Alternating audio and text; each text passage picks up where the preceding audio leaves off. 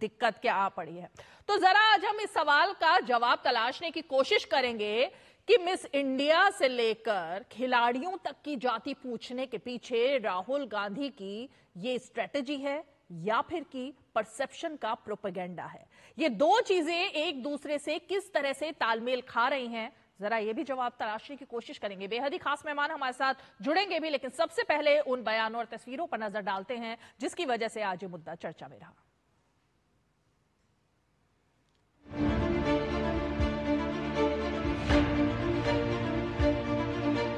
राष्ट्र से बढ़कर के कुछ नहीं हो सकता, कुछ नहीं हो सकता। और राष्ट्र तब सशक्त होगा जब हम एक रहेंगे, नेक रहेंगे, तभी नेक रहेंगे। बटेंगे तो कटेंगे। आप देख रहे हैं ना, बांग्लादेश में देख रहे हो ना, तो वो गलतियां यहां नहीं होनी चाहिए। बटेंगे तो कटेंगे, एक रहेंगे तो नेक रहेंगे। बॉलीवुड की बात करेंगे, वहां पे डांस गाना दिखेगा, उसमें भी आपको कोई 90% का नहीं मिलने वाला, कोई नहीं मिलेगा। मैंने चेक किया भाई, तो मैंने लिस्ट निकाली मिस इंडिया की। मैंने कहा भैया इसमें तो होगा, मतलब एक दलित महिला तो होगी, एक आदिवासी महिला तो होगी ना। ना दलित है, ना आदिवासी, ना ओबीसी, कोई नहीं। तब की बात हम बता रहे हैं, जब हम लोग एनडीए में नहीं थे, कभी राहुल गांधी जी ने बिहार में जो जातीय गणना हुई उसका कभी उन्होंने प्रशंसा किया? नहीं किया। राहुल गांधी अब धर्म तो बता ही नहीं रहे हैं, इनका किस कास्ट में आए, अपना भी बताना चाहिए ना। समय पर जो कास्ट सेंसस होना है होगा, नौटंकी से नहीं होगा। आज परिस्थितियां ऐसी बन गई हैं कि हर दल जाति जनगणना कराना चाहता है, और आपसे मैं कहना चाहता हूं, देख लीजिएगा आप, भारतीय जनता पार्टी भी उसी रास्ते पे चलेगी। ये बात मैं पहली बार नहीं कह रहा हूं। मंडल के दौरान 52% पिछड़ों की जनसंख्या आंकी गई थी, जो अब बिहार सरकार के बाद लगभग 66% निकाली गई है। मेरा कांग्रेस पार्टी के नेता राहुल गांधी जी से निवेदन है कि वो पहले कांग्रेस रूल्ड स्टेट में इसको करें। बिहार में तेजस्वी यादव जी सरकार में आए तो जातीय जनगणना का सर्वे कार्य कराया, आरक्षण का दायरा बढ़ाया, लेकिन जो लोग इसके विरोधी हैं, जो पच नहीं रहा था, वो लगातार अड़ंगे लगा रहे थे इस पर। घर इनके लोग 15 साल यहाँ शासन में रहे हैं, जिसको अपना नहीं पता है कि जीडीपी क्या है और जीडीपी ग्रोथ क्या है, वो बिहार के विकास की कहानी समझा रहा है, उस पर क्या टीका टिप्पणी करनी है। नीतीश जी का इंडिया गठबंधन को छोड़ने में ये भी एक बड़ा इशू है कि जब दो बार बंबई के सेशन में और उसमें जब मुख्यमंत्री जी ने जातीय गणना को एजेंडे में शामिल करने की बात कही तो लोग चुप रहे।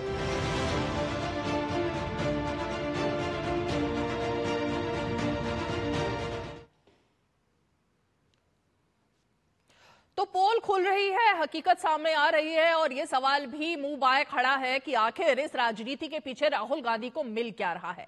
संसद में जब अनुराग ठाकुर ने एक सवाल खड़ा किया और जाति पर बात की, तो हमने देखा कि अखिलेश यादव को भी बेतरतीब गुस्सा आ गया, राहुल गांधी को भी गुस्सा आ गया इस बात पर कि जाति पूछी कैसे जा रही है। लेकिन अब जब मिस इंडिया की जाति पूछी जा रही है, बॉलीवुड स्टार्स की जाति पूछी जा रही है, खिलाड़ियों की जाति पूछी जा रही है, तो किसी को कोई गुस्सा नहीं आ रहा। चलिए, बेहद खास मेहमान हमारे साथ जुड़ गए हैं। मैं परिचय अपने खास मेहमानों का आपसे करा देती हूं। हमारे साथ बीजेपी का पक्ष रखने के लिए एसएन सिंह जी, प्रवक्ता भारतीय जनता पार्टी के मौजूद हैं। हमारे साथ कांग्रेस पार्टी के समर्थक और राजनीतिक विश्लेषक दुष्यंत नागर जी स्टूडियो में मौजूद हैं। समाजवादी पार्टी का पक्ष रखने के लिए हमारे साथ तारिक खान जी भी मौजूद हैं, प्रवक्ता समाजवादी पार्टी के। डॉक्टर सतीश प्रकाश जी हमारे साथ बीएसपी के नेता मौजूद हैं और साथ ही हमारे साथ एक और खास मेहमान राजनीतिक विश्लेषक और वरिष्ठ पत्रकार समीर चौगावकर जी भी मौजूद है। आप सभी का स्वागत है। लेकिन आज जरा तारिक खान जी, मैं शुरुआत आप ही से करना चाहूंगी। मायावती बहन जी ने तो पोल खोल दी और उन्होंने सवाल भी पूछ लिया सोशल मीडिया के माध्यम से कि कांग्रेस पार्टी जो आज जातिगत जनगणना की बात लगातार कर रही है और एक ही एजेंडे पर अब बात हो रही है सिर्फ देश में कांग्रेस की तरफ से, राहुल गांधी की तरफ से, तो इतने साल तक, 60 साल तक आखिर क्यों सोई रही? और जिन राज्यों में कांग्रेस की सरकार है वहां क्यों सो रही है कांग्रेस? अब आपके तो समर्थक हैं, आपके सहयोगी हैं, बहन जी ने तो ये करेज दिखा दिया, लेकिन क्या आपने राहुल गांधी से पूछा एक बार भी कि भाई इतने समय तक कहां थे? जैसे या तो अभी सवाल कर लें कि जातिगत जनगणना होनी चाहिए या ये पूछ लें कि इतने सालों तक कहां थे। अब ये सवाल आप करिए, आप पत्रकार हैं और समझदार पत्रकार। राहुल गांधी से ये नहीं पूछा गया था कि तुम्हारी जाति क्या है, ये पूछा गया था कि आपकी जाति का आपको पता नहीं है, ये कहा गया था। जैसे मैं आपसे कहूं कि आपका नाम आपको पता नहीं है तो आपको बुरा लगेगा। एसएन सिंह साहब से कहूं कि आपको पता ही नहीं है कि आपका नाम क्या है, कहां से आए, कौन है, सिंह है, क्या है, ऐसे ही मुझसे भी कहेंगे तो बुरा लगेगा। सवाल बुरा लगने वाला यह था कि आपकी जाति का आपको पता नहीं। वो गन्ना की बात करते हैं, जो लोकसभा में सही से गणना ना कह पाए, गन्ना कह रहे थे। पता नहीं 7-8 बार मैंने देखा, तब मैं समझ पाया कि अरे ये गन्ना क्या कह रहे हैं। तो गन्ना नहीं था, बाद में पता चला वो गणना थी भाई, गणना की बात कर रहे थे। तो खैर ये उनका मसला है, लेकिन जातिगत जनगणना भारत में होनी चाहिए क्योंकि सामाजिक न्याय नहीं हो पाया। जॉन ब्रिटास ने 2023 में और 2022 में कुछ सवाल पूछे लोकसभा के अंदर, जिसके जवाब निम्न है, सुनिए। उन्होंने पूछा कि हाई कोर्ट में कितने SC, ST और OBC जजेस हैं। नतीजा जो संबंधित मंत्री हैं उन्होंने जॉन ब्रिटास के इसी सवाल का 2023 में जवाब दिया। कहा SC 3% जज हैं, ST 1% है, OBC 10% है। इसी तरीके का सवाल, एक सवाल और पूछा जॉन ब्रिटास ने कि हम सिविल सर्विसेज में SC, ST और OBC कितने हैं, पिछले 5 सालों में कितनी भर्तियां हुई, पिछले 5 सालों में कितने हाईकोर्ट में जजेस, वही सवाल था। वही सवाल फिर पूछा कि 5 सालों में, मतलब 18 से 23 तक कितने सिविल सर्वेंट हुए। SC 7.65%, ST 3.80%, OBC 16%। आबादी सबकी कितनी है ये भी बता देता हूं। आज योगी जी ने बोला, तारिक जी, इसी बात पर तो योगी जी ने बोला है, बटेंगे तो कटेंगे। कौन काटेगा? आज कौन बोला काटेगा? ना उन्होंने, काटेगा कौन? सबको कौन एकजुट काटेगा? रहने की काटने वाला जरूरत कौन है, है? मत बांटिए। काटेगा यही बोला कौन? उन्होंने। काटेगा कौन? मैडम एक मिनट रुकिए, काटने कौन आ रहा है? काटेगा कौन? कसाई कौन है? आप काटेंगी? एसएन सिंह कसाई है, कौन है काटेगा? ये आपको नहीं लगता कि ये हिंसक बयान है? अगर कोई अभी हम लोग ऐसे ही बयान दे देते, बटोगे तो कटोगे, कौन काटने आ रहा है? कौन चाबुक लेके आ रहा है? कौन कसाई है जो चापड़ लेके आ रहा है और वो गोश्त काटने वाला लेके आ रहा है? काटेगा आपको? एसएन सिंह जी, क्या बयान का मतलब था? एक सेकंड सुन लेते हैं, अरे सुन लेते हैं। एसएन सिंह जी पहले इसी का मतलब बता दीजिए। अच्छा ओके, इसी का मतलब बता दीजिए, फिर आगे बात करते हैं। रीमा जी, हिंसक बयान है। इन्होंने कहा, निश्चित तौर पे तारिक भाई ने बहुत अच्छी बात कही कि तारिक जी कसाई हैं। कसाई का काम इन्होंने कश्मीर में किया है, केरल में किया है, पश्चिम बंगाल में किया है। तो इस नाते कहा जाता है कि कटोगे तो बटोगे, सब लोगों ने देखा। और इस नाते कहा गया कि संपूर्ण भारत अगर एक बन के नहीं रहेगा, जैसे पहले राजा आपस में बटे तो मुगल आ गए, उसके बाद बांटो और राज करो की राजनीति करने वाले जब बटोगे तो कटोगे। हम तो संपूर्ण भारत थे रीमा जी, उसमें तारिक भाई भी भाईचारा उस दिन तक थे जिस दिन बंटवारा नहीं हुआ, लेकिन भाई ने चारा बनाया। कटोगे तो बटोगे, बटोगे तो कटोगे। सब लोगों ने देखा कि 30 लाख हिंदू और मुसलमान वो बटने के नाते ही कट जाते हैं, बटने के नाते कटते हैं, दूसरे नाते नहीं कटते हैं। लेकिन रीमा जी जानते हैं हाँ, तो ये तो कोई हिंसक बयान नहीं है। फिर आपने तो समझा दिया ना क्या मतलब था इसका, इसमें क्या हिंसा की बात हो रही है? कितनी अच्छी बात कही आप, देखिए ना, तो कोई हिंसा की बात ही नहीं है। उन्होंने तो बंटवारे से इसको जोड़ करके बताया, इसमें हिंसा कहां से बीच में आ गई? मैंने रीमा जी, हमने तो कसाई के बारे में भी बता। रीमा जी, कसाई वो होता है जो संविधान को नहीं मानता है। कसाई वो होता है ना जो अगर कोई गलत करे तो कानून के दायरे में नहीं जाता है, खुद गला काट देता है। कसाई वो होता है जो 1100 मस्जिदों से लाउड स्पीकर से रीमा जी कहता है कि अपना धर्म बदल लीजिए, अपनी बहन बेटियों को छोड़ दीजिए और कश्मीर से चले जाइए, वो कसाई होता है। तो निश्चित तौर पे कटोगे तो बटोगे। तो उन्होंने बांग्लादेश का जिक्र करते हुए तारिक जी बोला, आप वैसे ही इतने उग्र हो गए कि हम इतने उग्र क्यों हो गए? उन्होंने तो एग्जाम्पल दिया बांग्लादेश का और कहा कि वहां पर जैसे हुआ तभी कटे। रीमा जी जब हम बटे तभी कटे, बिना बटे तो कटे ना। क्या एक सवाल अपने सवाल का जवाब दीजिए ना, कसाई का जवाब दीजिए ना। कश्मीर में कसाईपन हुआ कि नहीं हुआ? कश्मीर में आप कसाई हुए कि नहीं? आपने ऐसा कुछ नहीं कहा तारिक खान जी, ऐसा कुछ नहीं कहा उन्होंने, ऐसा कुछ नहीं कहा। सिंह नाम लिया, कसाई हो सकता है। तारिक खान एसएन सिंह को अगर कहेगा तो तारिक खान कसाई हो सकते हैं। यही तो चाहते हो आप। तारिक खान ने कहा, तारिक खान ने होता क्या? रीमा जी जानते हैं क्या है? रीमा जी जानती क्या? कुर्सी बड़ी प्रिय है, कुर्सी इतनी प्रिय है उसके लिए भारत चाहे विभाजित हो जाए, एक बार धर्म के नाम पे विभाजित हो गया, एक बार जाति के नाम पे विभाजित। नहीं तो रीमा जी एक सवाल पूछना चाहूंगा। रीमा जी 31 में 1931 में जब जाति जनगणना की बात हो, सुनिए तारिक भाई सुनिए, 1931 में जाति जनगणना की बात होती है तो कौन विरोध करता है? वो कांग्रेस पार्टी जिसके नेता राहुल गांधी जी बने। 41 में द्वितीय विश्व युद्ध के नाते हुआ नहीं, 1951 में हुआ। उसके बाद सारे मुख्यमंत्रियों को 61 में पत्र कौन लिखता है? जवाहरलाल नेहरू जी। किस पार्टी के होते हैं? एक कांग्रेस के नेता होते हैं। उसके बाद इंदिरा गांधी जी विरोध करती है। मंडल कमीशन को कौन ठंडे बस्ते में 80 से लेकर 90 तक डाल रखा था। और 2012 में तो समाजवादी पार्टी समर्थन दे रही थी 8 से 12 तक। तो मुझे लगता है कि समाजवादी पार्टी को तो वो गणना करानी चाहिए, क्योंकि रीमा जी जनगणना नहीं करानी है, नहीं तो कर्नाटक में तो इनकी सरकार नहीं, एक मिनट एसएन सिंह जी, अभी मैंने जो मुद्दा उठाया था ना, जिस पर तारिक जी को इतना गुस्सा आया था, एक मिनट पहले उसको खत्म कर लेते हैं। तारिक जी पूरे उन्होंने बांग्लादेश का जिक्र किया, उन्होंने कहा सभी को एकजुट, उन्होंने ना हिंदू बोला, ना मुसलमान बोला, ना सिख बोला, ना ईसाई बोला। तो फिर कहां से ये मुद्दा कहां से आ गया तारिक जी? 10 सेकंड क्यों इतने उग्र हुए? 10 सेकंड का टाइम चाहिए। बोलिए। आपने कहा एक रहिए बटिए मत। अब एसएन सिंह नहीं, अब एसएन सिंह के बीच में नहीं, एसएन सिंह के बीच में नहीं, अब एसएन सिंह नहीं। आप कह रहे हैं बटो मत, हम कह रहे हैं जातिगत जनगणना कराओ।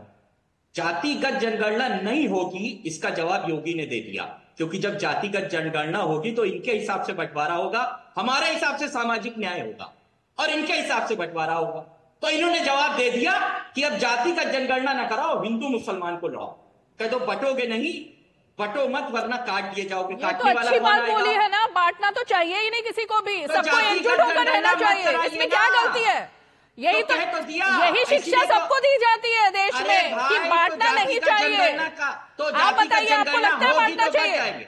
अगर जातिगत जनगणना होगी तो बटेंगे या नहीं बटेंगे? अरे भाई ये बताइए कि बांटने की बात क्यों जा रही है? आप योगी जी ने कही है कि मैं तो आपसे पूछ रही हूँ क्यों बांटना चाहते हैं देश को?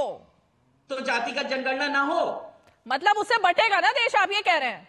नहीं बटेगा, यूनाइट होगा, फिर डर क्या है? न्याय होगा, तो कह रहे हैं सामाजिक न्याय होगा कि जनगणना होगी तो देश बटेगा। ये तो अभी योगी कह रहे हैं, योगी कह रहे हैं जनगणना मत कराइए वरना देश बच जाएगा। क्योंकि देखिए क्या होता है ना रीमा जी ये चाहते हैं कि सारा नियम हम जब यूसीसी की बात होती है तो भी इनको दिक्कत हो जाती है, क्योंकि जानती है वहां एक समान होता है, एक समान इनको नहीं चाहिए। इनको तो अलग विधान, अलग प्रधान, अलग निशान, ये सब कुछ अलग चाहिए, क्योंकि संविधान तो मानना नहीं है। ठीक है, नहीं तो रीमा जी बताइए संविधान में दुष्यंत नागर जी को भी मैं जरा डिबेट में लेकर आना चाहती हूँ। एक मिनट दुष्यंत जी, एक मिनट आपसे ही सवाल है दुष्यंत जी, क्योंकि आप मुझे पता है आप इनकी बात से जोड़ेंगे, जाहिर तौर पर आपके सहयोगी हैं तो आपका मतलब कांग्रेस पार्टी के सहयोगी, लेकिन मैं तो सिर्फ ये जानना चाहती हूँ जो 5000 करोड़ रुपए का जो खर्चा हुआ था जातिगत जनगणना कराने पर 2011 में रिपोर्ट आई, तमाम चीजें हुई, उस वक्त वो तो जनता का पैसा था ना, इतना पैसा लगाया गया, इतनी बड़ी बड़ी बातें की गई, वो रिपोर्ट सामने क्यों नहीं आई?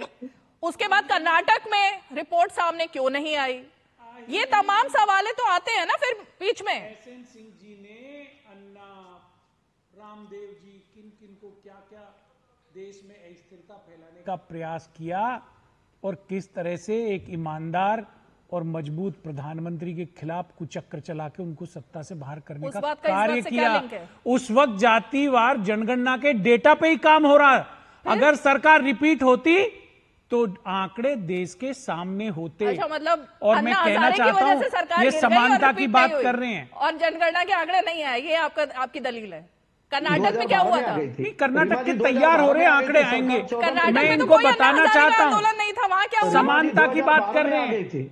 2012 में एसएन सिंह जी, 14 में सरकार बदली है। अरे श्रीमान जी सुन लीजिए, मैं आपके बीच में नहीं बोला था, धैर्य से सुना मैंने, आप भी सुन लीजिए। मैं आपकी जानकारी के लिए 12 में जनगणना और 14 में सरकार। समय लगता है, डेटा इकट्ठा होने में बहुत सी जातियां और उपजातियां थी। रिपोर्ट तैयार थी दुष्यंत जी, मैं आपको तैयार किया जा रहा था, तैयार नहीं किया जा रहा था, रिपोर्ट तैयार थी। सरकार आपकी, आप पूछ लीजिए, रिपोर्ट तैयार थी, आपको डेटा पता है उसका? उसमें असंगतियां थी, विशुद्धियां थी, इसलिए वो रिपोर्ट पब्लिश नहीं की गई। कांग्रेस की तत्कालीन अध्यक्षा और प्रधानमंत्री रिपोर्ट पब्लिश करने के पक्ष में थे सैद्धांतिक रूप से, लेकिन रिपोर्ट में विसंगतियां थी। ये विसंगतियों की बात भी इस सरकार ने कोर्ट में कही थी, बहुत सी जातियों और उपजातियों सरकार ने नहीं कही थी। जी मैं गलत बात नहीं कर रहा, आप सरकार में हैं, ये खुद भी पता कर सकते हैं। लेकिन मैं एसएन सिंह जी की बात को आगे बढ़ाना चाहता हूं, जो इन्होंने समता और समानता की बात की। अरे भाई, समता और समानता तो पहले आर्थिक रूप से होगी ना, सामाजिक रूप से होगी। पहले लोगों को आर्थिक और सामाजिक रूप से समान करिए, उसके बाद पूरा देश स्वतः ही समान हो जाएगा। आर्थिक रूप से और सामाजिक रूप से जब तक हम समानता की बात नहीं करेंगे, देश में एकता के लिए समय दुष्यंत जी, मेरा सिर्फ ये कहना है आपसे कि बात करने से कुछ नहीं होता, काम करने से सब कुछ होता है। जी, डेटा सामने तो आ भी जाए, विपक्ष के लोग लेकिन अगर काम ही नहीं किया जाएगा तो डेटा सामने आकर क्या हो जाएगा? देखिए, ये तो वही बात हुई ना कि लाइब्रेरी में बहुत सारी किताबें लगी हुई हैं, जाकर के किताबें देखी, जब तक ना आप उनको पढ़ेंगे ना उनको समझेंगे तो वो ज्ञान कहां से आएगा? सिर्फ पढ़ने से ही होगा ना।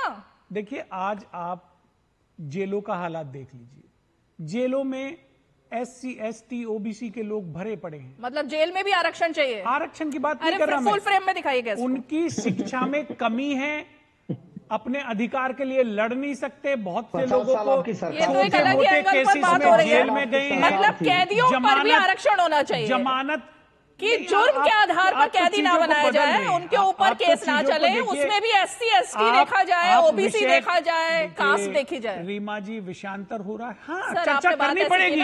आज 70 साल बाद हम आपने कहा यहाँ भारत में खड़े हैं और जेलों में 90% लोग अगर पिछड़े और दलित हैं तो ये चिंता का बात है। उसके पीछे देखना पड़ेगा क्यों है, क्या कारण है, अशिक्षा है, क्राइम है, अपराध है, चलाने में भी इस चीज को ही देखा जाता है कि कौन SC, ST है, उन पर केस चलाया जाए।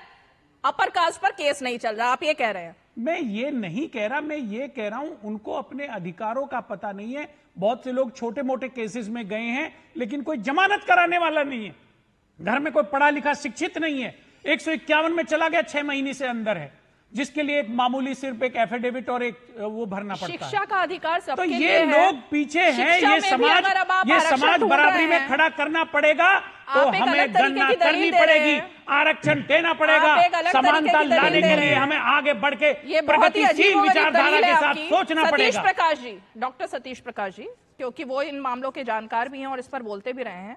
मायावती जी ने तो बोल दिया, लेकिन जो दलील यहाँ दुष्यंत नागर दे रहे हैं कि कैदियों के आधार पर भी अब आरक्षण की बात हो रही है कि भाई वहां पर ऐसे लोग क्यों जाते हैं जो कि पिछड़े हैं, दलित हैं, ऐसा ही क्यों हो रहा है उनके साथ, अज्ञानतावश वो अपराध कर लेते हैं या उनके ऊपर केस चल जाता है। मतलब ये देश में क्या लहर चलाने की कोशिश हो रही है, ये समझ से बाहर सा हो गया है अब। सतीश जी, नहीं देखिए रीमा जी, जाति हो या जातीय जनगणना, इसके ऊपर हमने कभी सीरियस डिबेट नहीं की। नागर जी हमारे मित्र हैं, उनके कहने का मतलब मैं आपको समझाता हूँ।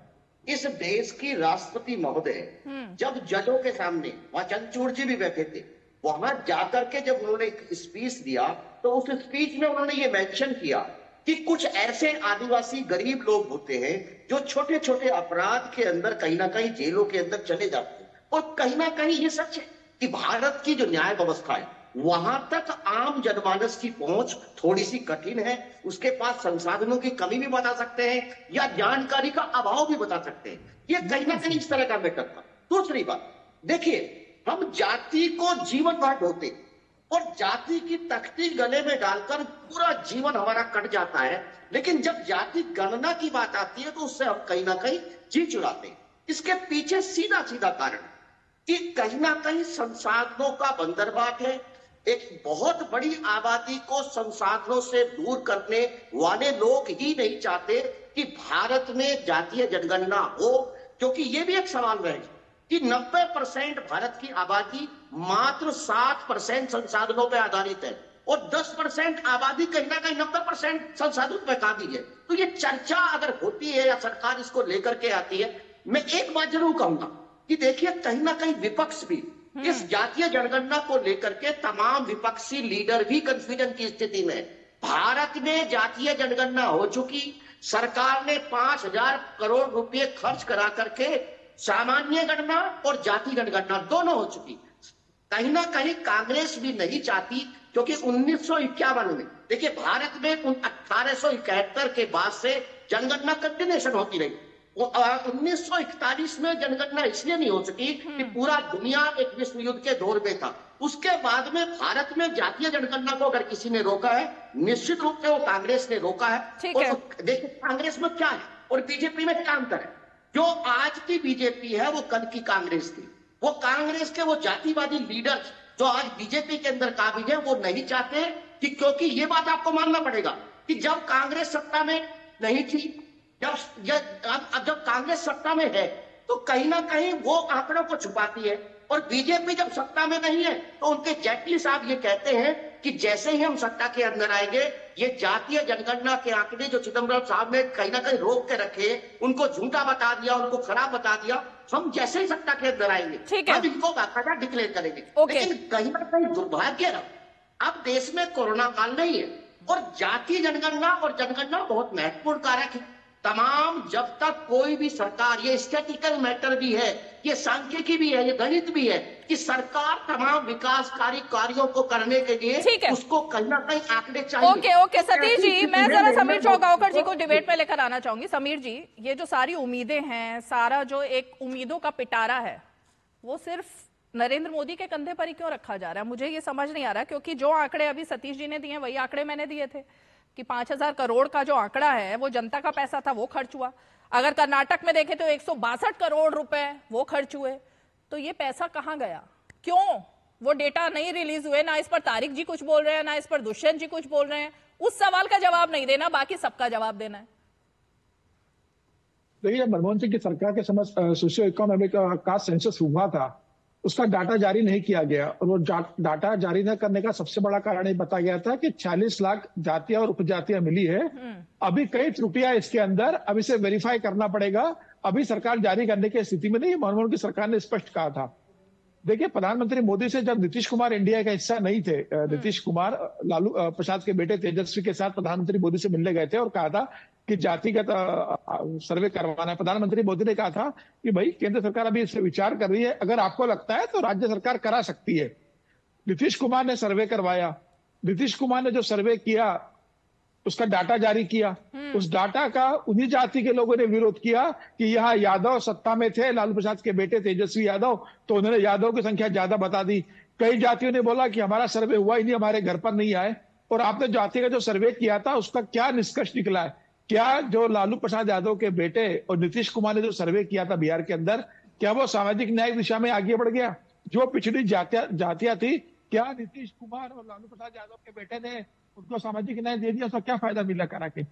और प्रधानमंत्री मोदी तो कह चुके हैं कि राज्य सरकार करवाए और राज्य सरकार को लगता है तो इस दिशा में आगे बढ़े। ठीक है, इतने राज्यों में कांग्रेस की सरकार रही है, कांग्रेस चाहती तो अपने राज्य में करा के जारी करती आंकड़े और हिंदुस्तान को बताती कि देखिए जो प्रधानमंत्री नरेंद्र मोदी नहीं कर सके वो हमने हमारे राज्य में किया, डाटा जारी किया। और इस तरीके से एसटी एसटी तो छोड़ो, ओबीसी लोगों को हमने इस तरीके से मुख्य धारा में लेकर आए। तो मुझे लगता है कि प्रधानमंत्री मोदी तो रोहिणी आयोग का गठन किया है ना। प्रधानमंत्री छोटा सा सवाल, किससे सवाल है किया था? रोहिणी पत्रकार महोदय क्या था कि जो ओबीसी है। समीर जी एक सेकंड, हाँ पूछिए। समीर साहब, एक दिक्कत यह है कि जब बिहार वाला मामला सुप्रीम कोर्ट गया तो सुप्रीम कोर्ट ने कहा कि जातिगत जनगणना कराने का अधिकार सिर्फ केंद्र सरकार के पास है, आप सर्वे करा सकते। अगर राज्य सरकार कुछ भी करा रही है, that would be in the name of survey, that would not be caste census. तो जब सुप्रीम कोर्ट भी मानती है और सभी लोग मानते हैं कि अधिकार जातियों की गणना का कराने का केंद्र के पास है, स्टेट सर्वे करा सकता है, और 23 में आपने संसद में भी कह दिया कि हम जातिगत जनगणना कराने का अभी हमारे पास कोई खाका नहीं तैयार किया है। आप सेंसस कराने की भी तैयारी कर रहे हैं, उसमें भी नहीं बता रहे हैं कि जो जाति के साथ साथ कई चीजें पूछनी है, उसमें सिर्फ जाति नहीं पूछ लेना है कास्ट सेंसस में, वो भी नहीं बता रहे हैं। तो स्थिति क्लियर नहीं है। केंद्रीय सरकार कराएगी, बजट केंद्र सरकार को ही देना है, वो सर्वे कराकर कुछ भी कर लें। सरकारें सर्वे करा। तारिक जी, मेरा भी आपसे एक सवाल था, वो तो आपने सुना ही नहीं था। मैंने आपसे सिर्फ ये पूछा है कि जब दो लड़कों की जोड़ी मिलती है तो क्या उन 5,000 करोड़ रुपए के बारे में एक बार भी अखिलेश यादव जी ने राहुल गांधी से पूछा कि उस पैसे का क्या हुआ? उस रिपोर्ट को क्यों नहीं सामने लाए? कर्नाटक में रिपोर्ट क्यों नहीं सामने आ रही? तेलंगाना में गरीबी क्यों नहीं खत्म हो रही है रिपोर्ट सामने लाकर? हिमाचल में क्यों नहीं कर पा रहे हैं? ये सवाल पूछा जाता है क्या? 5,000 करोड़ रुपए खर्चे हुए, और अभी जो पत्रकार महोदय ने बताया, बिल्कुल उसमें बहुत सी खामियां निकली थी, इस बात को एक्सेप्ट किया गया उस सरकार में, इसलिए उसको दूर करने के बाद ही सार्वजनिक। अच्छा, अब जो अगर जो सर्वे होगा मैम, उसका खर्चा आप जानती कितना आएगा? 100 रुपए में हो जाएगा सर्वे। केंद्र सरकार करा ले, 100 रुपए में सर्वे हो जाएगा पूरा। ये कौन सी बात हुई? अब अगर सर्वे होगा तो 20,000 करोड़ रुपए खर्चे होंगे, और वो भी टैक्स पेयर का, मेरा, आपका, सबका पैसा है, समीर साहब का भी है। तो मैम हमेशा जब सर्वे होगा, अच्छा, तो पैसे तो खर्चा। कांग्रेस का नाम नहीं लेंगे आज आप? ले रहे हैं हम, कहां ले रहे हैं? कांग्रेस के टाइम में सर्वे कराया गया। नाम नहीं लेना, मतलब तेलंगाना में नाम नहीं लेना कांग्रेस का, कर्नाटक पर भी नहीं लेना, हिमाचल पर भी नहीं लेना। कांग्रेस का प्रतिनिधित्व नहीं है, मैं खुद कह रहा हूं। सरकार को आगे आके जिम्मेदारी लेनी चाहिए कि अगर हमने एक सेकंड मैं कंप्लीट कर रहा हूं। अगर हमने कास्ट सेंसस नहीं कराया तो हमारी गलती है, सरकारों की गलती है। अगर कांग्रेस के टाइम पर डेटा रिलीज नहीं हो पाया तो उनकी गलती। और मंडल कमीशन की 40 सिफारिशों में से एक सिफारिश यह भी थी कि जातियों की गणना कराइए। 40 सिफारिशें थी, 38 को नहीं इंप्लीमेंट किया गया, 1 को किया गया। उसमें भी है। रोहिणी आयोग आपने बनाया, 14 बार एक्सटेंशन दिया। रोहिणी आयोग ने कमीशन को रिपोर्ट, सरकार को रिपोर्ट सबमिट कर दी है, उसमें भी लिखा हुआ है जातिगत जनगणना। अरे भाई, मिस इंडिया कैसे बनती है वो पता है? मिस इंडिया कैसे बनती है? अब ये सब भाई हम लोग गांव देहात में राहुल गांधी ने पूछा है, राहुल गांधी ने पूछा है कि मिस इंडिया क्यों नहीं बनती है? पता है मिस इंडिया कैसे बनती है? समाज का सबसे पिछड़ा अंग, हम लोग क्या जाने मैम मिस यूनिवर्स क्या होता है? एसएन सिंह जवाब। 10 सेकंड। तो रीमा जी जानती हैं, अभी हमारे मित्र ने जाते जाते सबसे बड़ी बात कह दी। उन्होंने कहा कि हम अलग हैं, मतलब हम पिछड़े हैं, अपने यहाँ जाति जनगणना नहीं कराएंगे। देखिए रीमा जी, ये जाति जनगणना नहीं करानी। जाति जनगणना आज कराने की बात कौन करता है रीमा जी? सब लोगों ने बताया। जाति जनगणना की बात समाजवादी पार्टी और कांग्रेस कर रही है, जिसकी कांग्रेस की 50 साल केंद्र में सरकार रहती है और 5 बार उत्तर प्रदेश में समाजवादी पार्टी की सरकार रहती है, और समाजवादी पार्टी केंद्र में तो 10 साल भागीदार रहती है, लेकिन जाति जनगणना की बात नहीं करती। अगर जाति जनगणना की बात करनी होती तो इंदिरा गांधी जी, जवाहरलाल नेहरू जी, राजीव गांधी जी और ये सब लोग विरोध नहीं करते। आज जानते हैं जब विपक्ष में भारतीय जनता पार्टी थी तब आदरणीय राजनाथ सिंह जी ने भी जातीय जनगणना की मांग करी है। और आदरणीय मैं एक ही लाइन और बोल रहा हूं, अरुण जेटली जी ने भी मांग करी है। भाजपा की दिक्कत क्या है? सत्ता और विपक्ष में स्टैंड चेंज होता रहता है। अब सुन तो लीजिए भैया, अब सुन लीजिए। 2 एग्जाम्पल आपको दूंगा, आपको पता चल जाएगा कि करना क्या चाहते हैं। जाति जनगणना के नाते आप विकास की बात करेंगे, भागीदारी देने की बात करेंगे, लेकिन कर्नाटक में जो फंड जाता है जाति जनगणना के हिसाब से कि दलितों का विकास होगा, वो फंड किसको ट्रांसफर कर देते हैं? मुस्लिम समाज को। ये दिक्कत है। दूसरी देखिए, पश्चिम बंगाल में 58 जातियों को ओबीसी में ले आते हैं, और ले आते किस दिन है? ले आने का प्रक्रिया क्या होता है? संवैधानिक व्यवस्था होती है, वो अप्लाई करेगा, उसके बाद उसकी जांच होगी, फिर उसकी जाति बदलेगी या उस जाति का माना जाएगा। जिस दिन उसको जिस जाति में ले आते हैं उसी दिन वो अप्लाई करता है। और सभी मुस्लिम, लगभग 56 मुस्लिम जातियों को ओबीसी में ले आकर दूसरे का हक मारने का कार्य करते हैं। तो रीमा जी, ये जाति जनगणना नहीं कराना है। दिल्ली में भी दिखाई दिया था, जी ने कहा, ये तो दिल्ली में भी दिखाई दिया ना। अभी दिल्ली में जब बिजली और पानी की बात हुई तो कहां का पैसा और कहां के कनेक्शन किसके पास गए, वो डेटा भी निकल कर आया था। तो यही तो देश में नहीं होना चाहिए। योगी जी ने इसीलिए कहा, सतीश जी, ओके, तारिक जी, 1 मिनट रुकिए, 1 मिनट रुकिए, आपके बहुत सवाल हो रहे हैं, रुकिए जरा। छोटी सी बात है सतीश जी, हाँ आ रही हूँ। सतीश बोलिए बोलिए बोलिए बोलिए। देखो जाति को लेकर के कभी आप मंथन करो ना। देखो, जातीय व्यवस्था के उछले पायदान के ऊपर जो भी व्यक्ति बैठा है, वो किसी भी संस्थान में हो, चाहे बीजेपी में हो या कांग्रेस में हो या किसी भी पार्टी में हो, वो कभी जातीय जनगणना होने नहीं देगा। आरएसएस नहीं चाहता कि जातीय जनगणना हो। जातीय जनगणना सतीश जी, आप बहन मायावती जी डॉक्टर सतीश, मैं तो बहन जी के सोशल मीडिया पोस्ट की बात कर रही थी जो हम लगातार अपनी स्क्रीन पर चला रहे हैं, और उसमें वो स्क्रीन सुनिए बहन जी ने जो बात कही, एसएन सिंह जी एक मिनट एसएन सिंह बहन जी की बातों का यहाँ विरोध कर रहे हैं और बैठे हैं प्रवक्ता बहुत। मेरे ख्याल से सतीश जी आपके विचार बहन जी से मेल नहीं खा रहे हैं। सुनिए अरे सुनिए ना, बहन जी से मेल नहीं खा रहे आपके विचार। उन्होंने पोल खोल दी, मायावती ने पोल खोल दी है, आप उसकी बात ही नहीं कर रहे हैं उस बात की। पर बैठ के और मायावती जी का भी विरोध चैनल पर बैठ के आपने बीजेपी का कहा, बीजेपी का एक सुन लीजिए सतीश जी, बीजेपी का सुन लीजिए, बीजेपी का सुन लीजिए। 10 साल से बीजेपी की केंद्र में सरकार, उत्तर प्रदेश में सरकार, बहुत सारे राज्यों में सरकार। आप देखिए भारतीय जनता पार्टी ने तो 100% दिया, 100% दिया। आप बताइए आवास किस जाति को दिया, किसको नहीं दिया? बिजली किस जाति को दिया, किसको नहीं दिया? शौचालय किस जाति को दिया, किसको नहीं दिया? जब आप सभी के लिए कार्य करेंगे ना, क्योंकि मोदी जी ने कहा था कि हमारे लिए 4 जातियां हैं। डॉक्टर सतीश प्रकाश, डॉक्टर सतीश प्रकाश, डॉक्टर सतीश, एक सेकंड एसएन सिंह जी, एक मिनट। डॉक्टर सतीश सुनिए, डॉक्टर सतीश एक मिनट सुनिए, रोक रही हूँ आपको मैं, एक मिनट सुनिए। आप शायद अपडेटेड होकर नहीं आए डॉक्टर सतीश प्रकाश, एक मिनट सुनिए पहले, नहीं एक मिनट रुकिए। आप लगता है वो पोस्ट, एक मिनट एसएन सिंह जी, एक मिनट, आप लगता है देखकर नहीं आए कि बहन जी ने जब आज सोशल मीडिया पर अपनी पोस्ट डाली ना, उन्होंने कांग्रेस का चिट्ठा खोला, उन्होंने तो कहीं पर भी आरएसएस का नाम ही नहीं लिया। उन्होंने बार बार कहा कि भारत रत्न क्यों स्वर्गीय काशीराम जी को नहीं दिया गया कांग्रेस की तरफ से, इस पर उन्होंने सवाल पूछा। फिर उन्होंने कहा इतने साल तक कांग्रेस सत्ता में रही, तब तक क्यों नहीं इस मुद्दे पर चर्चा की गई। उनके किसी भी सोशल मीडिया के पोस्ट में जो आप बोल रहे हैं ना सतीश जी, इसका जिक्र नहीं है। तो मायावती जी बीएसपी का जो रुख रख रही हैं, उससे आपका रुख तो मेल ही नहीं खा रहा। रीमा जी, मैं एक सुनिए, मैं तमाम चर्चाओं में रोज मैं आपके टीवी चैनल पे चूंकि ऑन द स्क्रीन था, मैं आपको डिस्टर्ब नहीं करना चाह रहा था। आपको यहाँ बात हुई थी, इसमें बीएसपी नेता नहीं है, मैं कोई बीएसपी का लीडर नहीं, मैं दलितों के ऊपर काम करने वाला हूं। ये शायद आपके टेक्निकल स्टाफ से गलती हुई है, एक बात।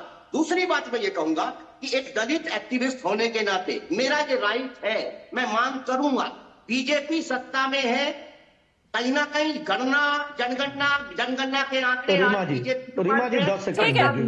नहीं, अगर ऐसी बात है तो मैंने आपको बीएसपी के नेता की हैसियत से ही बुलाया था और उसी पर मैं बात कर रही थी। अगर ऐसी बात है तो एक अलग एंगल है। एक मिनट रुकिए, ठीक है, मुझे नहीं पता था कि आप बीएसपी, अरे सर मुझे नहीं पता था आपने अपना पद चेंज कर लिया है। तमाम लोगों के बीच में जाकर के अगर आप देखेंगे, डॉक्टर सतीश मुझे नहीं पता था आपने अपना पद चेंज कर लिया, नहीं पता था मुझे कि अब आप बीएसपी के नेता नहीं रहे। मुझे इस बात की जानकारी नहीं थी, मैं अनभिज्ञ थी इस बात से कि बीएसपी के साथ आपका एसोसिएशन अब नहीं है, मुझे नहीं पता था। क्योंकि इससे पहले जब भी आप शो में आए हैं आप बीएसपी के नेता की हैसियत से ही आए हैं, लेकिन आज अगर आपने अपना पद चेंज कर लिया है तो वो एक अलग मैटर। एक छोटा सा ब्रेक लेते हैं, ब्रेक के फौरन बाद लौटेंगे और चर्चा को आगे बढ़ाएंगे। छोटा सा ब्रेक।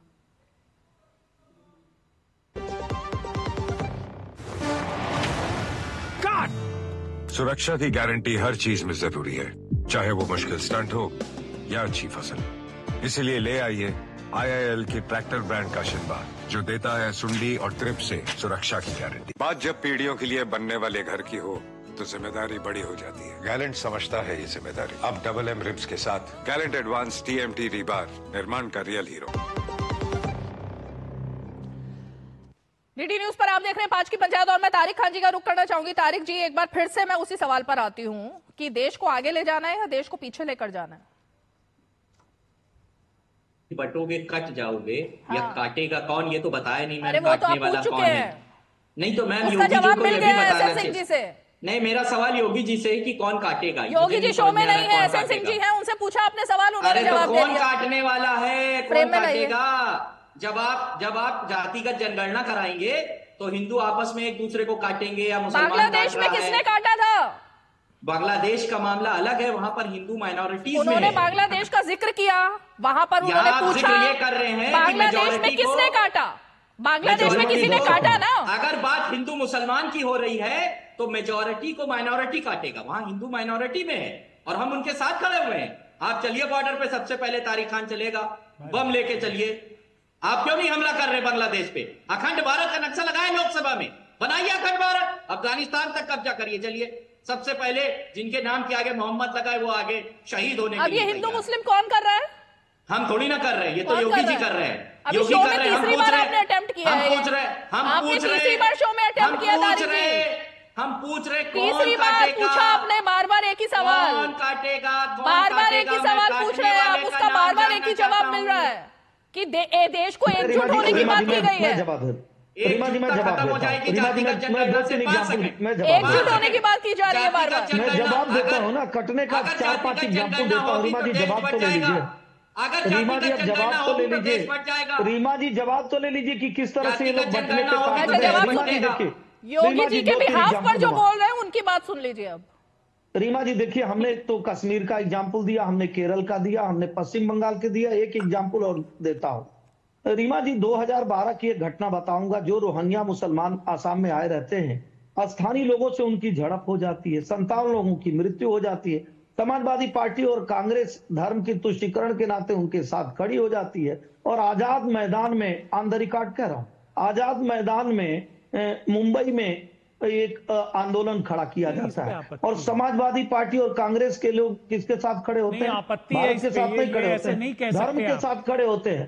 और धर्म के नाते वहां पर जानते हैं रीमा जी क्या होता है? सैकड़ों पुलिस वाले घायल हो जाते हैं, 400 गाड़ियों में आग लगा दी जाती है, लगभग 150 दुकानों को लूट लिया जाता है। कहते हैं कि योगी जी ने खराब कहा, योगी जी ने कहा कि जब बंटोगे तो कटोगे। कौन नहीं देखा कि जब जब हम बंटे हैं तब कटे। भारत का जब विभाजन हुआ तभी तो 30 लाख लोग। भारत की विभाजन बटना, भारत की विभाजन नहीं तो कटे। विभाजन के पहले कौन काटा?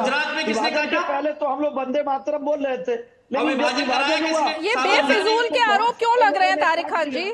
अरे क्यों ये पर कोर्ट अपना ऑर्डर दे देता है, आप लोग तो कोर्ट को भी मानने से इनकार कर देते हैं ना। जिस पर पूरी वर्डिक्ट आ चुका है, दोषियों को सजा मिल चुकी है, सारा मामला खत्म हो चुका है, लेकिन आपको माहौल पर ऐसी ही बात करनी है। क्यों करनी है भाई तारिक जी? नहीं करनी चाहिए। अच्छा, ये 10 जगह इसको कहते हैं बांटना देश को, इसको कहते हैं बांटना, इसको कहते हैं बांटना। तारिक जी से पूछिए, तारिक जी से पूछिए भाई, वक्त पे तारिक जी से पूछिए, इनके लिए सब कुछ अलग क्यों चाहिए? इनके लिए अलग क्यों चाहिए? इनके लिए कानून सब अलग चाहिए, क्यों चाहिए भैया? आपको संविधान आपको लग रहा है एक बड़ी पार्टी के प्रवक्ता होने के नाते ये बातें करना शोभनीय है? आपको लग रहा है ऐसा तारिक जी?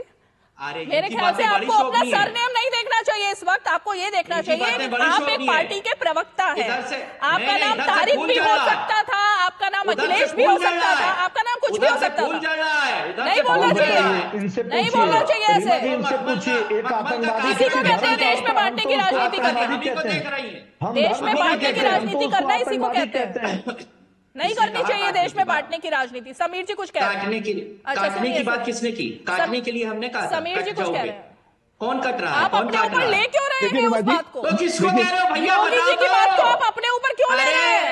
उन्होंने पूरे देशवासियों से अपील की है। अरे तो कौन काटने जा रहा है पूछ रहा हूँ, कौन ले आया चापड़ काटने जा रहा है? चाकू जो कहता है कि वोट जिहाद चलाइए, रीमा जी जो कहता है वोट जिहाद चलाइए, जो कहता है कि हमारे धर्म को अपना दीजिए नहीं तो गला काट देंगे, जो कहता है कि 15 मिनट की छूट दे दीजिए तो हिंदू बचेंगे ही नहीं। बहुत सारे लोग ऐसा कहते हैं जो भारत माता को डायन कहता है, भारत माता को डायन कहने वाले समाजवादी पार्टी के नेता तारिक जी आप बहुत गलत सोच रहे हैं। तारिक जी आप बहुत गलत ट्रैक पर ले जा रहे हैं, बहुत गलत ट्रैक पर ले जा रहे हैं शो को। आप गलत ट्रैक पर ले जा रहे हैं शो को, नहीं ले जाना चाहिए। आप लोगों ने काटा ऐसे सिंह जी एक सेकंड राम भक्तों को कौन काटा? मुझे अच्छा लगता है अगर आप कहते कि देश को एकजुट होने की जरूरत है। योगी जी ने जो कहा बिल्कुल सही कहा, आपको तो स्वीकारना चाहिए, लेकिन आप वो नहीं कहेंगे। समाजवादी पार्टी आप वो नहीं कहेंगे, पता नहीं क्यों नहीं कहेंगे, मुझे नहीं समझ आ रहा कि देश को एकजुट रहना चाहिए। सबको कहना चाहिए देश एकजुट रहे, आप काटेंगे देश में हर भारतवासी को एकजुट रहना चाहिए। समीर चौगावकर जी की आवाज जाएगी सिर्फ।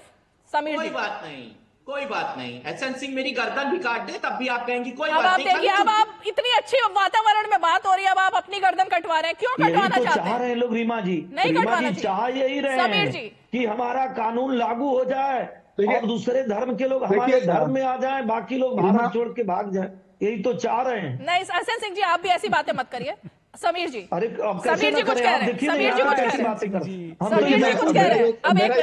अब मेरा ये कहना है रीमा जी, राहुल गांधी के साथ जितनी भी विपक्षी पार्टियां जातिगत बात कर रही है कि जनगणना में उनकी जांच होना चाहिए, कितनी जातियां हैं, पहले वो अपने पार्टी के अंदर तो लागू करे, उसको तो किसी ने रोका नहीं है। वो घोषणा करते थे कि हमारे पार्टी में 80% हम ओबीसी को दे रहे हैं आरक्षण, हम संगठन में 80% आरक्षण दे रहे हैं, जो टिकट डिस्ट्रीब्यूटर है उसमें 80% हम ओबीसी को टिकट दे रहे हैं। पार्टी में किससे रोका इनको लागू करने के लिए? जब मोदी सरकार करेगी तब की बात है। आपको अगर ऐसा लगता है कि केंद्र को आपको रास्ता दिखाना है तो आप अपने पहले घर से शुरुआत कीजिए। आप बोलिए कि हमारे पार्टी में, राहुल गांधी बोले कि मेरी पार्टी में 80% महासचिव जो है वो ओबीसी कास्ट से आते हैं, जो देश के जितने प्रदेश है, जितने मेरे प्रदेश अध्यक्ष है, आधे से ज्यादा ओबीसी से आते हैं, मेरे सलाहकार जो है वो ओबीसी से आते हैं। अगर राहुल गांधी ये जात का बता दे, राजीव गांधी फाउंडेशन में जो सलाहकार है वो सब ओबीसी से आते हैं, राहुल गांधी इसका आंकड़ा जारी कर दे। उसके बाद राहुल गांधी कहे कि प्रधानमंत्री मोदी जी मैंने अपनी पार्टी के अंदर और यही बात बिल्कुल समीर जी जो आप कह रहे हैं, यही बात महिला आरक्षण पर भी हुई थी कि महिला आरक्षण को लेकर इतनी बातें की गई और जब लागू होने की बात आई तो कांग्रेस पार्टी ने कहां किया? दुष्यंत जी कहां किया? नहीं, कांग्रेस पार्टी ही राज्यसभा में पास कराई थी महिला आरक्षण को। अच्छा, मैं बिल्कुल दावे के साथ कह रहा हूं, आज आपके शो में सोनिया गांधी के समय तो वापस ले लिया था, हिस्ट्री बदल नहीं सकती, सबको पता है। आपको अभी बहुत कुछ सुन जाइए, साल 1.5 साल के अंदर, आने वाले समय के अंदर आपको आज बता रहा हूं, ये केंद्र की सरकार मजबूर होगी, ये जातिवार जनगणना भी होगी, आंकड़े भी सामने आएंगे, कुर्सी के लिए बांग्लादेश बनाएंगे, इस वक्त कुर्सी के लिए बांग्लादेश बनाएंगे, एक माहौल बन चुका है, कुर्सी के लिए देश के संसाधनों पे का अधिकार बताएंगे, 65 से 66% ओबीसी, 27% SC ST का वर्ग हो गया। आज चाहता है 3 बार बटे, एक बार राजा बटे, पता नहीं क्या है, भारत के लोग बटे, एसएन सिंह जी, पता नहीं कौन अंग्रेज, एसएन सिंह जी, और तीसरी एक बार कहावत है, पूर्ण भारत के लोग बटे, हिंदू मुसलमानों की हत्या हो गई। उन्होंने तो हिंदू मुसलमान नहीं कहा, उन्होंने तो बटने की बात कही, फिर एक बार और बांटना चाहते हैं। कास्ट सेंसस बांटना है क्या? कास्ट सेंसस बांटना है, जातिवार जनगणना करना बांटना है क्या? तो फिर अरुण जेटली जी और राजनाथ सिंह जी संसद में खड़े होकर क्यों मांग करते थे? कौन से आंकड़ों को पब्लिश करने की बात करते थे? एसएन सिंह जी, देश को पागल मत समझिए, देश को पागल मत समझिए। जब आप विपक्ष में रहेंगे तो आपका स्टैंड अलग होगा, सत्ता में आएंगे तो स्टैंड अलग हो जाएगा। कितने 80 बताइए तो, 5 प्रधानमंत्री किसने दिया पहला राष्ट्रपति SC ST समाज से देश में? किसने बनाया? याद है आपको, राजनाथ सिंह याद है, लेकिन बिल्कुल याद है मुझे, जो बात नेता थे कि अगर जाति के आधार पर बांटा गया तो देश में अशांति का माहौल हो जाएगा। देश काल और परिस्थितियों के अनुसार परिस्थितियां बदलती रहती हैं। देश काल और परिस्थितियों के प्रगतिशील भारत है और कांग्रेस पार्टी प्रगतिशील विचारधारा की है। अगर आज जरूरत पड़ रही है देश में कास्ट सेंसस करने की तो कास्ट सेंसस होगी, जाति के आधार पे, पूरब पश्चिम होगी, कैसे नहीं होगी? कौन रोकेगा? कोई नहीं रोक सकता। वही तो कह रहा हूं, आपके नेता ही बोले भाषा के आधार पे आपके नेता बांटने की बात करते, पूरा पश्चिम। अरे तो 70 साल आप लोगों ने कहा पिछड़ों को आगे नहीं आने दिया, पिछड़ा लगातार पिछड़ रहा है, आज भी सबसे लाइन में पीछे खड़ा है। कितने प्रयास किए, 60 साल कांग्रेस पार्टी ने प्रयास किया लेकिन नहीं किया, सहयोग नहीं किया, इन्होंने नहीं चलने दिया सिस्टम को, लगातार सैबोटाज करने का काम किया है। जब भी पिछड़ों को सशक्तिकरण करने का काम किया इन्होंने, तो देखिए कल्याण सिंह जी इनके चीफ मिनिस्टर थे, उमा भारती जी इनकी चीफ मिनिस्टर थी, दोनों ओबीसी से थे, दोनों को इन्होंने सत्ता में 5 साल का कार्यकाल पूरा नहीं करने दिया। आज पिछड़ों की बात करते हैं, दीजिए जवाब एसएन सिंह जी। आप लोग इस तरह रनिंग कमेंट्री करेंगे तो शो नहीं कंडक्ट हो पाएगा। एसएन सिंह जी लगातार मत बोलिए, मेरा सवाल सुन लीजिए, उसके बाद आइए आप। दुष्यंत नागर जी, आपने कहा 70 साल इन लोगों ने नहीं चल करने दिया, 60 साल किसकी सरकार थी केंद्र में? बिल्कुल कांग्रेस पार्टी। गरीबी क्यों नहीं मिटा पाए? प्रयास किया, निरंतर योजनाएं बनाई, हर राज्य को आप अमीर बना पाए, अमली जामा पहनाने का प्रयास किया, किसने? अब कैसे नहीं हुआ? भारत का विकास हुआ, किसने रोका? आज ये आईटी का सेक्टर जो खड़ा है, जो विदेश से जो विदेशी मुद्रा आ रही है, जिससे खजाना लबालब भरा हुआ है, जिसको समीर चौगांवकर जी बार बार कहते हैं कि भारत की विदेशी मुद्रा का भंडार इतना बढ़ गया, उसकी फाउंडेशन राजीव गांधी ने रखी थी। बात करते हैं बड़ी बड़ी, कांग्रेस के ऊपर तो पानी फेर दो, कुछ नहीं किया। यह सशक्त भारत का निर्माण करने में कांग्रेस का योगदान है, लेकिन अभी ओबीसी और एससी एसटी का वो मंजिल तय करनी है। उस मंजिल को तय करने में संख्या का सर्वे होना जरूरी है। कि कांग्रेस पार्टी इसलिए नहीं कर पाई जाति के आधार पर जनगणना और तमाम चीजें क्योंकि बीजेपी ने उसके हाथ बांध लिए थे, आप ये कह रहे हैं? बीजेपी ने करने नहीं दिया। बिल्कुल बिल्कुल, ये चाहते तो इनके पास आंकड़े थे, 2015 में जारी कर सकते थे। आपके पास भी तो आंकड़े जो विसंगतियां थी उनका शुद्धिकरण करके ये जारी कर सकते थे, लेकिन इन्होंने नहीं किए। बात कीजिए दुष्यंत जी, उसको डक करने से क्या होगा? नहीं, मैं डक नहीं कर रहा हूं जी, मैं डक नहीं कर रहा हूं। डॉक्टर मनमोहन सिंह जी ने देश के सामने कहा है, कांग्रेस पार्टी ने कहा है, आंकड़ा आया था, उसका शुद्धिकरण होना था, उसकी विसंगतियां दूर होनी थी, सरकार चली गई। नैतिक जिम्मेदारी एसएन सिंह जी की थी, इनको करना चाहिए था, ये मांग कर रहे थे उस वक्त, मतलब लेकिन इन्होंने स्टैंड चेंज कर दिया। अब क्या कर सकते हैं? आपको लगता है कि देश की जनता को गुमराह करना ठीक है? गुमराह कर रहे हैं। आपको लगता है ना ऐसा? किसने गुमराह किया है? किसने किया? भारतीय जनता पार्टी ने किया है। कांग्रेस पार्टी से उसके शासनकाल पर कोई सवाल ना किया जाए। कांग्रेस पार्टी के शासनकाल पर सवाल दिन रात होना चाहिए, एक एक काम का बारीकी से अध्ययन होना चाहिए, विश्लेषण होना चाहिए, बहस होनी चाहिए। हम पीछे नहीं हटते कांग्रेस पार्टी के समर्थन में अगर यहाँ बैठे, अगर राहुल गांधी, लेकिन इनके भी तो होना चाहिए, इनसे भी तो कोई सवाल पूछे। प्रधानमंत्री जी ने कहा कि हमारे लिए 4 जातियां महत्वपूर्ण है। वो 4 जातियां कौन है? एक गरीब है, एक युवा है, एक किसान है, एक महिला है। उसमें बताइए कौन वंचित रहा? अरे किसान को तो महाराज आपने घुसने नहीं दिया, आपने वहीं रोक दिया हरियाणा बॉर्डर पे। किसान का तो प्रभु क्षमाई कर दो। 100 किसानों को कर्नाटक में मार दिया, 108 बार संविधान को बदल दिया। 154 किसान और खेतिहर मजदूर रोज आत्महत्या कर रहा है देश भर में। देख रहे हैं कि वो एसएन सिंह जी जागिए, कौन सी निंद्रा में सोए हो, जागो। आपने गिराया। ये आप जनसत्ता का आंकड़ा है, आप चेक कर लीजिए, जनसत्ता में छपा है। डेटा कहां से आया? एक मिनट रुकिए एसएन सिंह, एक मिनट एसएन सिंह, एसएन सिंह जी एक मिनट, ये आंकड़ा कहां से आया? जनसत्ता में छपा है, क्राइम रिकॉर्ड ब्यूरो का। 143 किसान आत्महत्या कर रहे हैं। 154 नहीं, किसान और खेतिहर मजदूर दोनों मिला के। कहां से आंकड़ा है आपके पास? आप चेक कर लीजिए, ऑथेंटिकेट कीजिए, मेरे पास नहीं है। कीजिए, ये दिखाइए दिखाइए समीर जी, तब तक आप कंटिन्यू कीजिए। ट्वीट दिखाइए, राहुल गांधी का एक ट्वीट दिखाइए। मेरा ये कहना है दुष्यंत जी से, रीमा जी, मेरा दुष्यंत जी से ये कहना है कि अगर राहुल गांधी ओबीसी को लेकर इतने गंभीर है तो राहुल गांधी इस बात की घोषणा कर दे कि मैं विपक्ष का नेता ओबीसी को बना रहा हूं, तो सरकार के ऊपर दबाव पड़ेगा कि राहुल गांधी खुद विपक्ष के नेता का पद छोड़ रहे हो, किसी ओबीसी। मुझे लगता है दुष्यंत जी नहीं जवाब दे पाएंगे इस पर। तारिक खान जी से सवाल ले लेते हैं, क्योंकि विपक्ष का नेता बनाने की जिम्मेवारी तो भाई समाजवादी पार्टी, जिसने उत्तर प्रदेश में इतना आंकड़ा देकर के कांग्रेस पार्टी को यहां तक पहुंचाया, उनकी भी है। तो आपको भी पूछ लेना चाहिए था तारिक जी की विपक्ष का नेता ही ओबीसी बना देते। अब राहुल गांधी की जाति पर तो आपने सवाल खड़ा किया और उस पर पूछा भी। अब वो जाति पर सवाल इसलिए खड़ा किया गया था क्योंकि पारसी, ब्राह्मण और उसके अलावा गांधी, इतने सारे सब मिक्सअप था ना, तो इसलिए पूछा गया था कि असलियत क्या है वो बता दीजिए। मैं जवाब देता हूं, मैं जवाब देता हूं। हाँ बोलिए, सब जवाब सुनिए, जवाब सुनिए।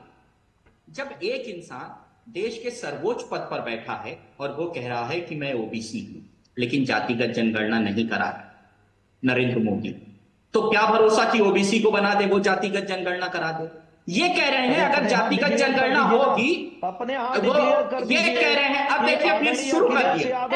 बीच में नहीं, बीच में नहीं, बीच में नहीं, बीच में नहीं, बीच में नहीं, बीच में नहीं, एसएन जी, यादव जी को अभी एसएन सिंह जी बीच में नहीं भाई, बीच में नहीं, एसएन सिंह जी राष्ट्रीय अध्यक्ष बनाएंगे। एसएन सिंह जी बीच में नहीं। मोदी जी को क्यों? मोदी जी को कहेंगे तो सुनेंगे ना। हम आप जवाब दीजिएगा, ठीक है, आप जवाब दीजिए, सरकार थी, जवाब दीजिएगा। एक मिनट रुकिए, रुकिए, रुकिए, रुकिए, कितने ठीक है, सुन लीजिए, बता दीजिए। मैं तो कह रहा हूं डिक्लेयर करके जाइए कि आदरणीय अखिलेश यादव, एसएन सिंह जी सुन लीजिए, मुझे कंडक्ट करने दीजिए एसएन सिंह जी। लगातार ये बात हो रही है कि अगर मैम जातिगत जनगणना होगी तो देश बढ़ जाए, यही तो बात है। और मत बांटो, मत तोड़ो, बटोगे तो कटोगे। भाई हम ये कह रहे हैं कि जातिगत जनगणना से जो पिछड़े वंचित रह गए हैं, जिनको जब मंदिर जाते हो तो धुलवा देते हो, जब वो जाते हैं उनको अधिकार मिलेगा। मैंने आपसे सवाल कुछ और किया था तारिक जी, मैंने आपसे सवाल ये किया था कि ओबीसी को क्यों नहीं आपने विपक्ष का नेता बना दिया? मेरा सवाल ये था, आपने उस पर जवाब नहीं दिया। मैं सीधा सा जवाब दे रहा हूं, किसी ओबीसी का बनाने का मतलब नहीं है हमारे मुद्दे पूरे हो जाएंगे। एक ओबीसी प्रधानमंत्री क्यों नहीं कर रहा है? शुरुआत तो कीजिए, शुरुआत तो कीजिए प्रधानमंत्री। अरे भाई शुरुआत तो करते हैं आप, दिख जाता कि चीनी है, ठीक है। प्रधानमंत्री तो 5 बार रही है उत्तर प्रदेश में, पूछिए। अरे भाई क्या मैम, देखिए ये 5 बार चिल्लाते हैं, तो बता के तो जाइए। 7 बार हो गए, हो सकता है कि हम ना सुने हो, आप बता दीजिए प्लीज, कृपया आप बता दीजिए। 5 बार आपकी सरकार है, कृपया हम लोग जानना चाहते हैं कि मुलायम सिंह जी ST/SC थे या अखिलेश यादव जी ST/SC थे या किस ST/SC को आपने मुख्यमंत्री बनाया और किसको राष्ट्रीय अध्यक्ष बनाया, आप बता के जाइए। भैया आजम खान तो मांगते रह गए, आप नहीं दिए, और मैं चाहूंगा कि आप डिक्लेयर करके जाइए कि आप बांटना क्यों चाहते हैं। तारिक जी जवाब दीजिए, बहुत सॉलिड सवाल पूछा है उन्होंने अभी, अब इसका सीधा जवाब दीजिएगा। बहुत सीधा सा जवाब है, SC/ST का सशक्तिकरण अगर किसी पार्टी ने किया तो समाजवादी पार्टी से। तो जनरल सीट पे SC/ST को लड़ा दिया, तो सुने नहीं, तो जनरल सीट पे SC/ST को लड़ा दिया, 2 SC/ST को जनरल सीट पे लड़ा दिया। और मुख्यमंत्री आपने बनवाया SC/ST से, उन्होंने ये सवाल पूछा आपसे। अभी रंजन और बच्चन को राज्यसभा भेजने के लिए भेजा, इन्होंने किसको बना दिया? उन्होंने किसको बनाया, नहीं बनाया वो छोड़िए, अपना तो बताइए पहले। देखिए मैम, अपना तो बता दीजिए, कितनी महिलाओं को बनाया, कितने दलितों को बनाया, कितने SC/ST, कितने आदिवासी, कितनों को प्रतिनिधित्व दिया, आप बता दीजिए सीधा।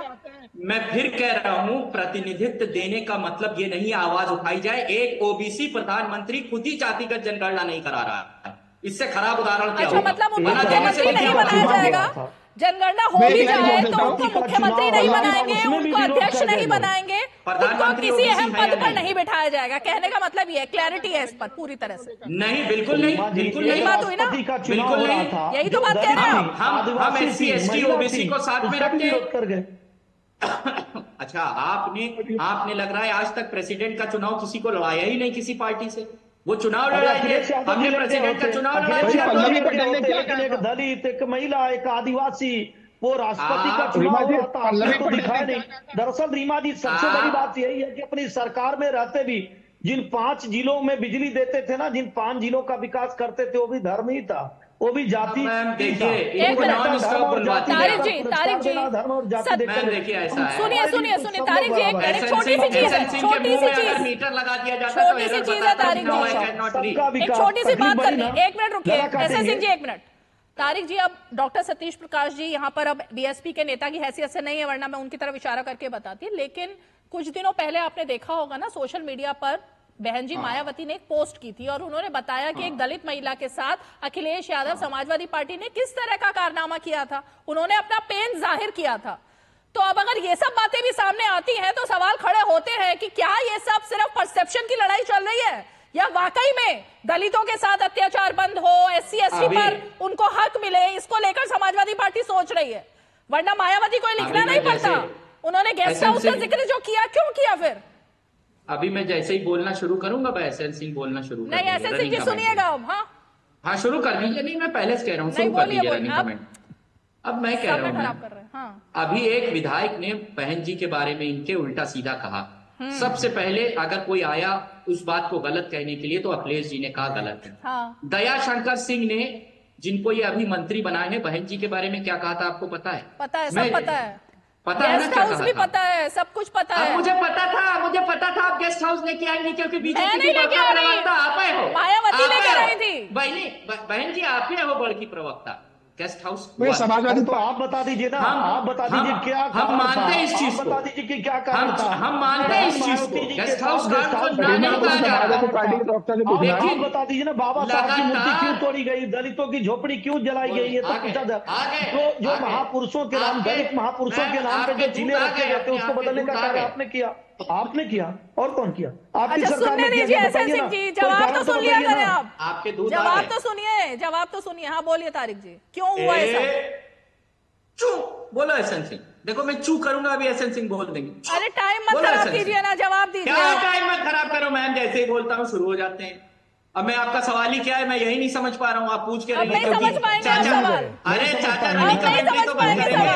अब नहीं समझ पाएंगे सवाल। दरअसल मैं थोड़ा पागल हूँ, मैं मंदबुद्धि हूँ। अभी मैं योगी जी का नाम लूंगी तो सब समझ में आ जाएगा, लेकिन मैंने मायावती का नाम ले दिया, गेस्ट हाउस का नाम ले दिया, तो समझ में नहीं आता। मानसिक रूप से कमजोर हूं ना मैम थोड़ा। अरे सर देखिए 5 मिनट बचे हैं, जल्दी से जवाब दीजिए। पागल। गेस्ट हाउस कांड को लेकर, मायावती को लेकर, SC ST को लेकर, दलितों को लेकर अखिलेश यादव की क्या रणनीति थी? मैम देखिए, दलितों को लेकर SC ST के उनकी अधिकार की लड़ाई अखिलेश जी, और SC ST ने हमको वोट भी दिया।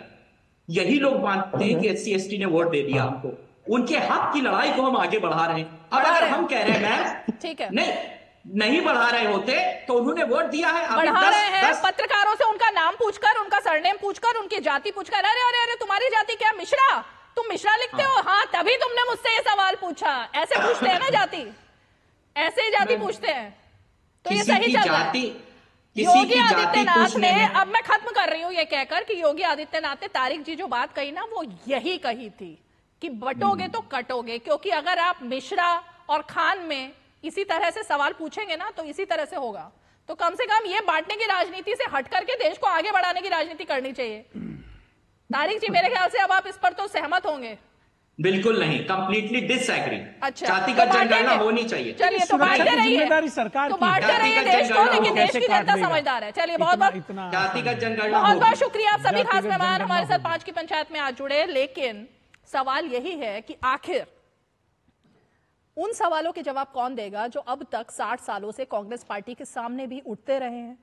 वो पैसा आखिर जो गया वो कहां गया, और खासकर वो रिपोर्ट ठंडे बस्ते में जब रखी जाती है तेलंगाना से लेकर कर्नाटक से लेकर हिमाचल से लेकर दिल्ली तक, तो उन पर जवाबदेही आखिर किसकी बनेगी। इस सवाल के साथ आज 5 की पंचायत में इतना ही। कल फिर होगी मुलाकात, तब तक के लिए हमें दीजिए इजाजत। नमस्कार।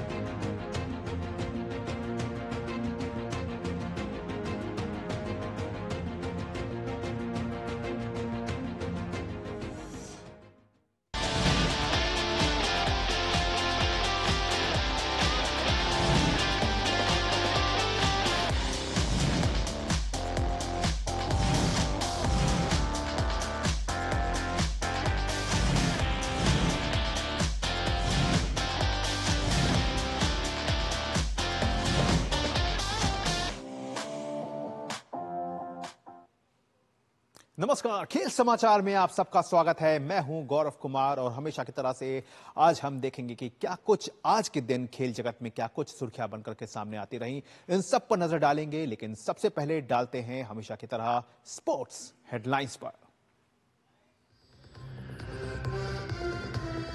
दक्षिण अफ्रीका के खिलाफ दूसरे टी20 को 30 रन से जीत वेस्टइंडीज ने 3 मैच की सीरीज में बनाई 2-0 की अजय बढ़त।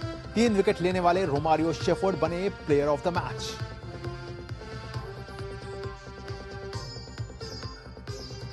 साल के चौथे ग्रैंड स्लैम यूएस ओपन की आज से होगी शुरुआत। 24 ग्रैंड स्लैम जीतने वाले सर्बिया के नोवाक जोकोविच की नजर 25वें ग्रैंड स्लैम खिताब पर।